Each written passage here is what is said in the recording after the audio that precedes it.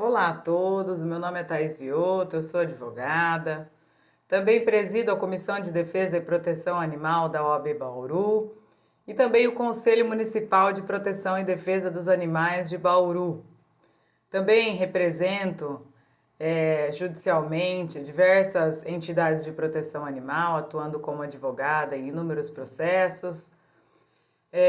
Igualmente, faço parte da diretoria de bem-estar dos animais da ANAMA e hoje estou aqui para ministrar uma palestra a vocês sobre o tema direito animal, que é o tema que eu tenho grande apreço, atração e continuo estudando, porque fiz mestrado em direito, com ênfase em direito constitucional.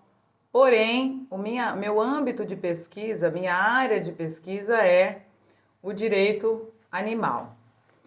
Gostaria de parabenizar aqui o nosso presidente da seccional AB São Paulo, Dr. Caio Augusto, e também o presidente do Departamento de Cultura e Eventos, Dr. Alexandre Rolo, que tiveram uma iniciativa excelente de desenvolver este projeto que é o Cultura com Você, com o intuito de continuar levando os conhecimentos jurídicos para os senhores, mesmo nessa fase de pandemia, na qual nós não podemos nos encontrar presencialmente.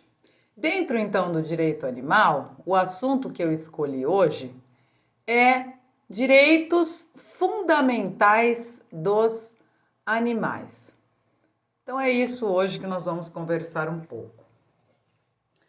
Nós sabemos, pessoal, que para que existam direitos fundamentais, nós temos que realmente considerar que exista a dignidade, ou seja, para que um animal tenha direitos fundamentais, ele tem que necessariamente ter reconhecida a sua dignidade. E a dignidade em qual sentido, como ela pode ser conceituada? Os animalistas, os estudiosos animalistas, eles defendem que a dignidade animal, ela vem e ela possui, na verdade, um amparato lá no conceito de dignidade kantiano, né? Que significa ter um valor transcendente, um valor não instrumental.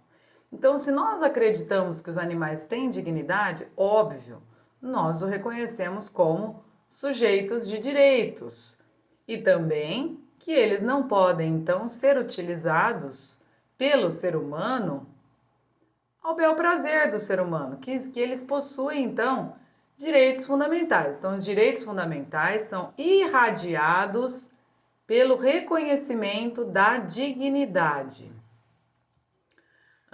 O respaldo legal, pessoal, da dignidade dos animais, ele está na própria Constituição de 88. Então, nós lemos lá, desculpem, na Constituição de 88, o artigo 1º, ele fala lá que o que é principal na República, o que a República tem que levar em consideração para poder operar, né, o sistema jurídico, legal. Tem que levar em consideração a dignidade humana. Se o legislador considerasse que só existisse a dignidade humana, ele não falaria dignidade humana, e sim apenas que a República deveria considerar a dignidade, porque não teria necessidade de falar dignidade humana. Nós entendemos dessa forma se a gente fizer uma análise sistemática da Constituição Federal. Então, o artigo 225 da Constituição, ele traz lá que todos têm direito ao meio ambiente ecologicamente equilibrado. Nesse mesmo artigo, nós temos lá a vedação da crueldade com os animais. Nunca antes na Constituição houve essa preocupação. Em todas as constituições, fazendo uma análise histórica, nunca houve essa preocupação do legislador. E também, em contrapartida, vemos o artigo 3º da Constituição, que traz lá os objetivos da República, que é o quê? A construção de uma sociedade livre, justa, solidária, sem preconceito, para o bem-estar de todos. Então, esse todos, como todos do 225 e a dignidade humana que trata no primeiro, nós fazemos então uma análise sistêmica de que existem outras dignidades então, certo? Esse é o respaldo aí legal que nós temos para afirmar que os animais possuem dignidade. O direito fundamental dos animais, pessoal, ele é tratado dentro do direito material, do chamado direito material. Nós temos o direito processual e nós temos o direito material. O direito material, eles são direitos, ou seja, são bens titulados por uma pessoa, seja ela humana, e também pelos animais, assim considerando a Constituição como o respaldo legal para nós afirmarmos isso. Então, se são direitos titulados, quais seriam esses direitos? O que significa a palavra direitos fundamentais para os animais? Então, na verdade, é muito simples. Os direitos fundamentais dos animais são direitos elementares que eles possuem. Muitas vezes, em algumas discussões, as pessoas têm uma análise pouco aprofundada do tema e não acreditam na Constituição biocêntrica, defendem o antropocentrismo. Elas acabam afirmando, então, até numa maneira jocosa, então vocês animalistas, vocês querem que os animais possam dirigir, operar máquinas, que os animais então vão à escola. Não se trata disso. O que nós queremos é o que nos informa a Constituição. São direitos elementares que estão lá e que advêm da vedação da crueldade. Então são, assim, direitos que os animais, se não respeitados esses direitos, eles não podem ter o gozo de uma vida plena. Gozar de um meio ambiente ecologicamente equilibrado, por exemplo, é um direito elementar que os animais têm e que nós também comungamos com eles. Aí alguém pode perguntar assim, doutora Thais, mas então, se eles têm direitos fundamentais, esses direitos são absolutos? Nós respondemos não. Da mesma forma que os direitos fundamentais dos humanos, da pessoa humana, o direito fundamental dos animais, os direitos, melhor dizendo, eles não são absolutos. Isso a gente vê, por exemplo, a questão do direito à vida humana. A gente faz essa comparação. O direito à vida humana, ele não é absoluto. Por exemplo, no caso de guerra, nós vemos que pode existir a pena de morte. No caso dos animais, nós vivenciamos uma situação da relativização do direito à vida também, quando o STF julgou uma ação que estava discutindo se era constitucional o sacrifício de animais. Nessa oportunidade, o STF considerou então que era constitucional, o sacrifício de animais e relativizou o direito fundamental do animal à vida. Da mesma forma, por exemplo, ao contrário, nós vivenciamos uma situação do julgamento da Dinda Vaquejada, que considerou então e relativizou o direito humano à manifestação cultural. Lá o STF entendeu que os animais tinham direito de se verem livres dessas situações que lhes infringiriam maus tratos e crueldade, relativizando então o direito à cultura. Em espécie, quais são os direitos fundamentais dos animais então? Como eu disse, eles são assegurados pela Constituição Federal de 88 por força da análise sistêmica do artigo 1º, 3º e 225, e o primeiro deles é o direito ao meio ambiente ecologicamente equilibrado, que vai permitir um desenvolvimento sadio, que vai permitir então que o animal possa desfrutar de um meio ambiente adequado para ter a sua vida. Isso principalmente no caso dos animais silvestres, né? O segundo direito que nós observamos é o direito à vida, estando ali também no 225 por conta da senciência. Volto a dizer, o legislador não havia nunca antes se preocupado com a capacidade de sentir dos animais. Se ele vedou a crueldade, ele estava preocupado com a senciência dos animais, que eles sentem, que eles sofrem, que eles têm emoções. E a palavra crueldade, prezados, ela não pode ser confundida com maus tratos. No caso aí, a crueldade ela é mais ampla, né? Então, é muito sério esse dispositivo que veda a crueldade, porque de fato ele garante, assegura aí a vida, o direito à vida dos animais. Direito à liberdade, de mover-se livremente, também é um direito irradiado do 225 da Constituição, assim como o artigo 1º e 3º.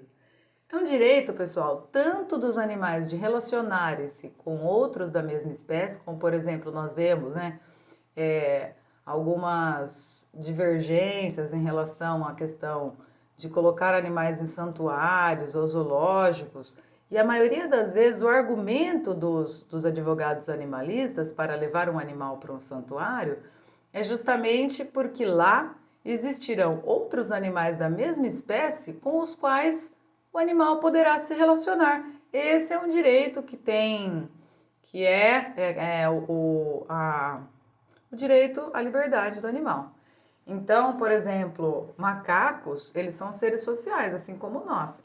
Então, não faz sentido algum nós o ser humano privar esse tipo de animal do convívio social se eles têm direito à liberdade, certo? De mover-se e de se relacionarem com outros da mesma espécie. É o caso dos cães, por exemplo. Os cães, eles têm uma necessidade mesmo, o apego que eles têm conosco não é apenas de manutenção, mas sim de afeto, então eles têm também direito de se relacionar com humanos. Eles gostam, isso é deles, né? Essa domesticação veio de forma natural, então também tem que ser garantido isso no caso dos cães. No caso de pássaros, por exemplo, em gaiolas, quando não há possibilidade de soltura também, infelizmente é uma questão que acaba sendo relativizada, mas os animais livres, eles têm direito de continuar livres. O direito à saúde, manutenção da integridade física e mental, ou seja, manutenção da integridade de seu corpo e de sua mente. Eles têm também direito à segurança. Vocês veem que não são muitos direitos, não é uma carta de direitos enorme, difícil de nós seres humanos cumprirmos. Basta apenas que nós deixemos um pouco as nossas, o que a gente quer, né, para pensar no que os animais querem, o que eles naturalmente querem, né? Afinal de contas, a gente sempre pergunta a quem compete fazer com que esses direitos fundamentais dos animais sejam efetivados após reconhecida sua dignidade. Compete tanto ao poder público quanto à sociedade. Não basta nós afirmarmos que o prefeito tem obrigação de fazer, o governador, o presidente, a sociedade também tem que fazer. O artigo 225 da Constituição é claro, é uma situação que tem que ser trabalhada conjuntamente, poder público e sociedade. Tanto que no outro vídeo que eu participei e ministrei a palestra, eu falava exatamente isso, sobre a importância dos conselhos municipais, porque eles agregam pessoas, né, membros de entidades de proteção animal que de fato querem cumprir, né, o seu papel e ajudar o poder público ou fazer pelos animais de uma forma ou de outra, que cumprem de fato esse dispositivo. O poder público e a sociedade têm então a obrigação de zelar e cumprir os direitos dos animais. Como? Através de políticas públicas. Então, política pública de vacinação, política pública de castração, de reabilitação desses animais. Aqui em Bauru nós temos um projeto muito legal que apreende os animais de grande porte que estão dentro da cidade. Nós temos uma lei que proíbe a criação. Muitas vezes também eles são apreendidos por maus tratos, né? Esse animal vai para um órgão público, ali naquele local ele passa por um momento de reabilitação, então ele é doado. Então isso é uma política pública importante, né? A fiscalização de maus tratos também é uma política pública muito interessante para animais, que efetiva então os direitos fundamentais dos animais, porque quando a fiscal chega na casa da pessoa, ela vê que aquele animal está acorrentado, imediatamente ela lavra o auto de infração, apreende aquele animal que está ali sendo vedado, não está sendo possibilitada a ele gozar de seu direito fundamental à liberdade. Então tudo isso é uma política pública muito interessante para a efetivação dos direitos fundamentais dos animais. Nós também verificamos assim que o nosso papel de sociedade para a efetivação dos direitos animais não para no auxílio do poder público, por exemplo, né, para a efetivação de políticas públicas. No dia a dia nosso, a gente tem que mostrar para as pessoas, por meio de atitudes que nós praticamos no nosso dia a dia, que os animais têm direitos fundamentais elementares. Então, por exemplo, se a gente defende tanto que o animal não é uma coisa, não é um bem jurídico, mas sim, ele é um titular de bem jurídico, nós temos que não chamar mais eles de o dono do animal. Não, é o tutor do animal. Nós não temos mais que dizer que eu vou levar o animal para uma feira de adoção. Nós vamos falar que nós vamos levar o animal para uma campanha de adoção. Tudo isso de forma intuitiva no ser humano, que nós somos muito intuitivos, não somos racionais o tempo todo. Isso vai fazendo com que a gente modifique o nosso pensamento em relação aos animais e passe a tratá-los de forma distinta do que nós fazemos hoje. E tudo isso vai impactar, né, no sistema legal, vai impactar nas políticas públicas. Então é muito importante que comece dos animalistas essa modificação, tá? Para que a gente possa quebrar realmente um paradigma, trabalhar uma evolução conceitual dos animais, da nossa relação com eles, e então conseguir de fato alcançar efetivamente esse status que eles tiveram modificado pela Constituição de 88 e não mais sendo coisas para entes sencientes, né?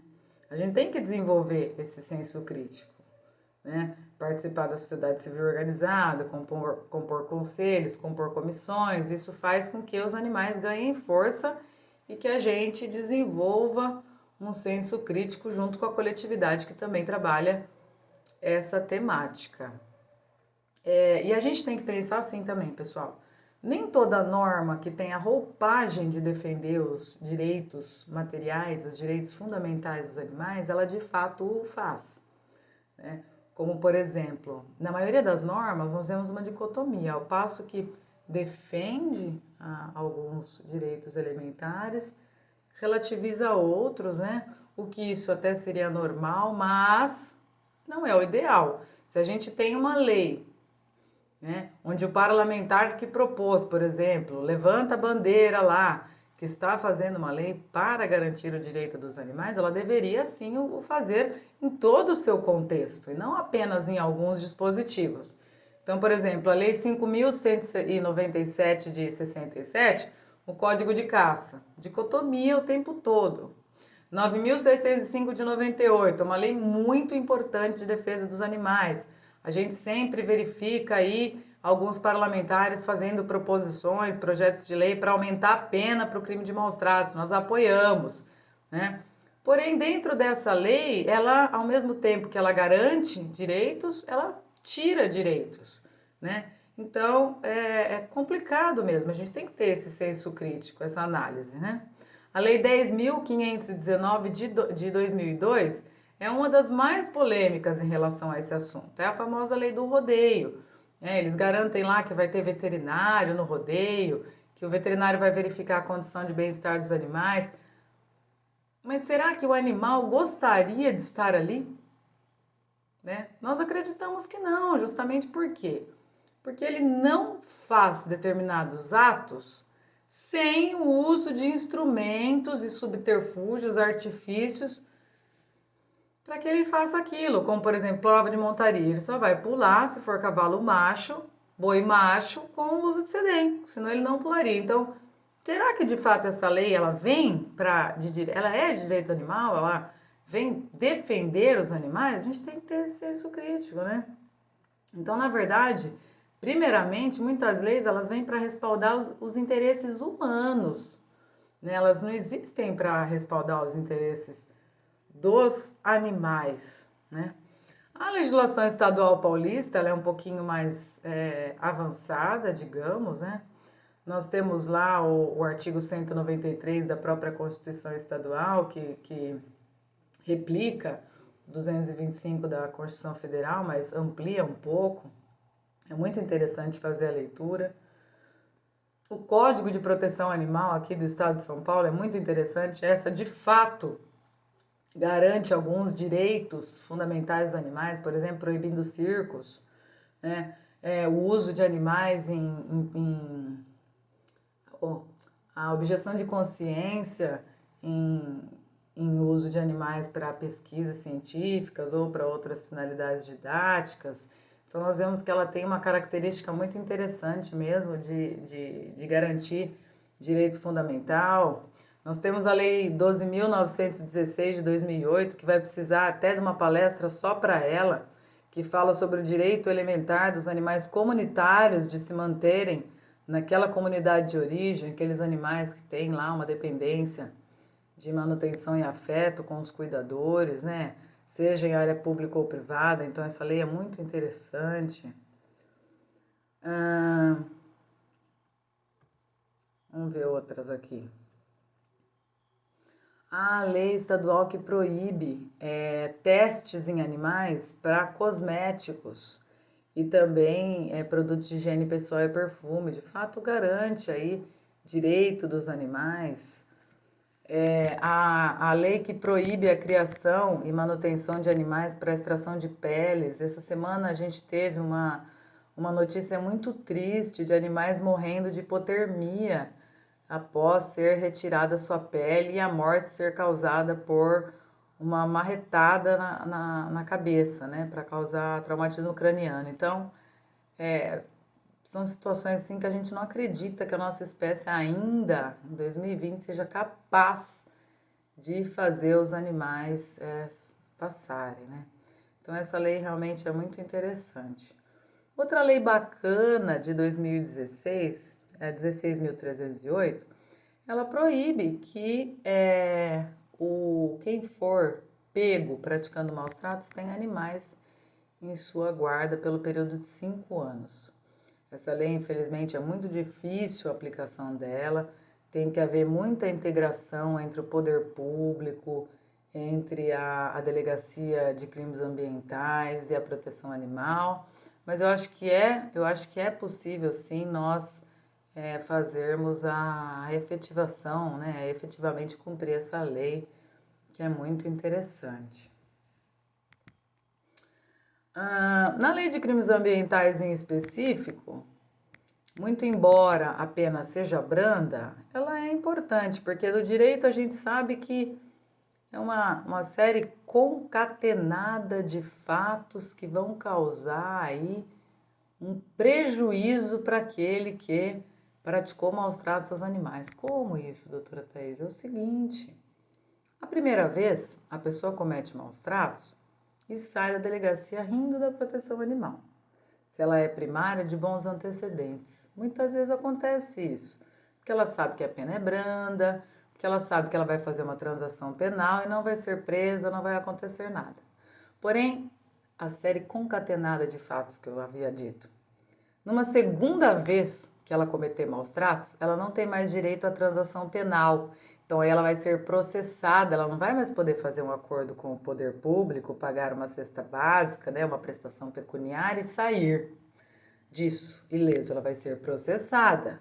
Não vai ser presa, vai ser processada. O negócio caldo engrossa, como nós dizemos, né? Já, por exemplo, se ela tem uma briga de trânsito, se ela tem um problema de violência na rua, bate, aí entra em vias de fato com alguém, ela não vai mais ter direito à transação penal. Então a gente fala, é muito importante nós fazermos valer as leis, mesmo que a gente lute e peça para que elas se ampliem, por exemplo, no caso da pena de maus tratos. Eu gostaria de agradecer a todos, hoje era isso que eu tinha a trazer. Qualquer dúvida que vocês tiverem, podem me acionar através do e-mail drathaís@gmail.com. Tchau, tchau, até a próxima.